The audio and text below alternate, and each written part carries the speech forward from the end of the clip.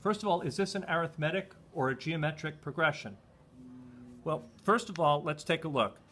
If I take the second term and subtract the first term,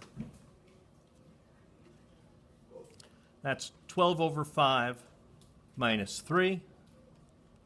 That's 12 over 5 minus 15 over 5. And that's negative 3 over 5. Okay, so going from here to here, I'm just adding negative 3 over 5. If this is an arithmetic sequence, then I should add that same number here and get this one. But that doesn't happen. So it's not an arithmetic sequence. It might be a geometric sequence. How can I tell? Take the second term, okay, and divide it by the first term. Okay, how do we do that? Well, dividing by 3 is the same as multiplying by 1/3. So that's 4 over 5. If this is a geometric sequence, then if I multiply this by 4 over 5, I'll get this. And I do. 12 times 4 is 48. 5 times 5 is 25. So this is a geometric sequence with a common factor of 4/5. Yeah. So the universal way of telling whether it's like geometric or arithmetic is just those two equations? Yeah. If this is going to be arithmetic, then it's going to have a constant difference. So take the difference of this and see if it's also the difference of this. If it's going to be a geometric sequence, then it has a common factor. So find out what the factor of this is and see if it's also, you know, if you multiply that by the same factor, would you get this? So what did you get from the first one? What was the answer for the... Here? Yeah. Well, I got negative 3 over 5, and that didn't work. So then you subtract. No, I would, 3 minus 3 over 5 is 12 over 5. 12 over 5 minus 3 over 5 is 9 over 5, and that's not it. So then I figured, okay, this isn't it. Let's try this one. And it did, and it worked. So this is a geometric sequence with a common factor of 4/5.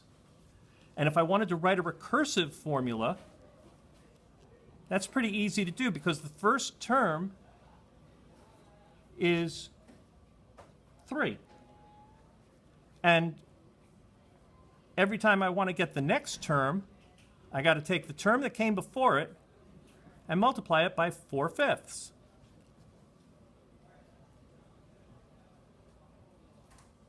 Yeah. Does it matter if you put A0 or A1? Well, this is the first term.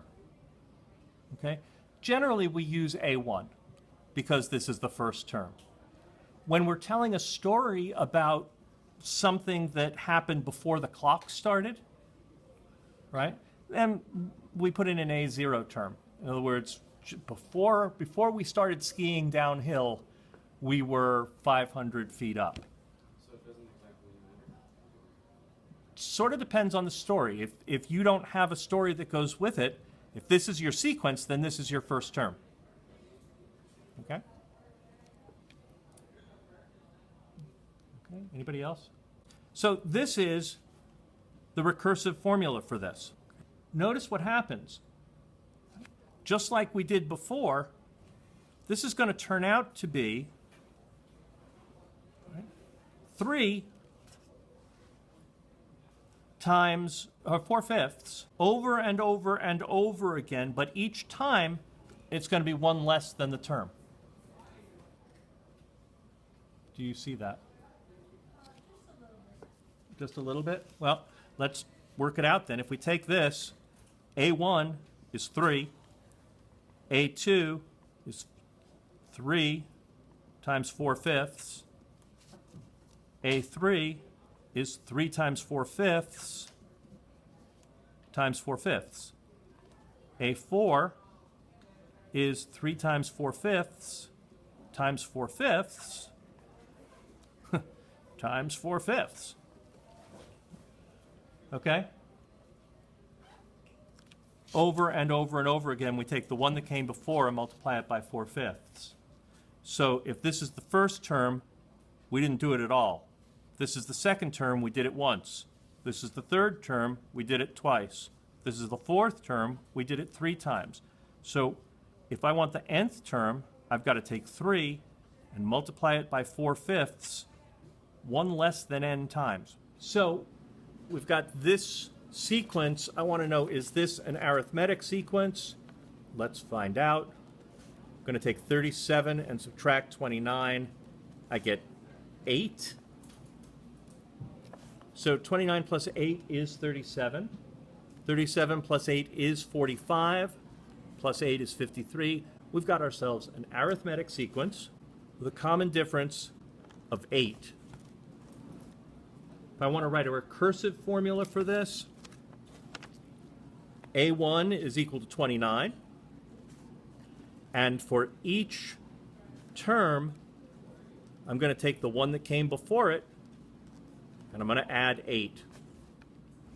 Again, this is going to work out the same way as the other one did. If I'm going to start with 29, and then I'm going to add 8 over and over and over again. First, I'm going to not add it at all. I'm going to start with 29, and then I'm going to add 8. How many times? Well, the same number of times as the one that came before. It seems like it's always n minus 1. It is if you're starting with 1. If you're starting with 0, it's different. If you're starting with 0, it'll be n minus 0, so it's just n. That makes this the recursive formula, and this the explicit formula. So like with this is really what you need when you ask for recursive. Right. If you're given a sequence and you're asked, is it geometric or arithmetic or neither, you can tell by checking to see if there's a common difference or if there's a common factor, common multiple. If there is neither, then it's neither. If there's a common difference, it's arithmetic. If it's a common factor, it's geometric. The next question that could be asked is, well, okay, then what is the common difference? The next question after that is, can you write a formula for this? There are 2 different kinds to write. There's recursive and explicit. And at this point, you should be able to take a sequence, and if it's arithmetic or geometric, you should be able to write the 2 different kinds of formulas for it.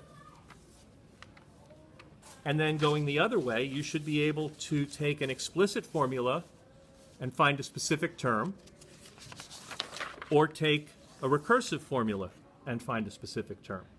Remember, the idea here is you should be able to talk about a function verbally, with a table, with a graph, and with an equation. 4 different ways to tell the story, whatever the story is.